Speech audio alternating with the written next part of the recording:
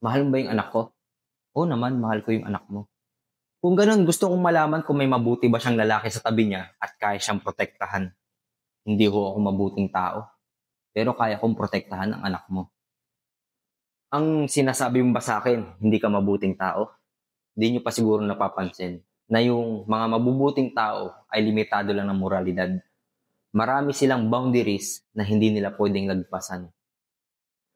Okay, sige ganito. Kung ang anak mo nalulunod doon sa kabilang parte ng barko, tapos merong isang buong pamilya na nalulunod din doon sa kabilang dulo naman ng barko at iisang salbabida na lang yung pwedeng magamit. Sa tingin mo, anong gagawin ng isang mabuting tao? Hahayaan niyang malunod yung anak mo. Dahil ang desisyon ng isang mabuting tao ay nakadepende sa moralidad. Tignan mo yung mga bayani.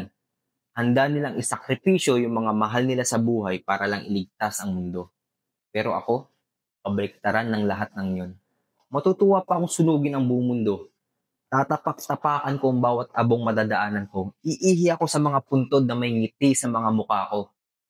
At matutulog ako na parang walang nangyari.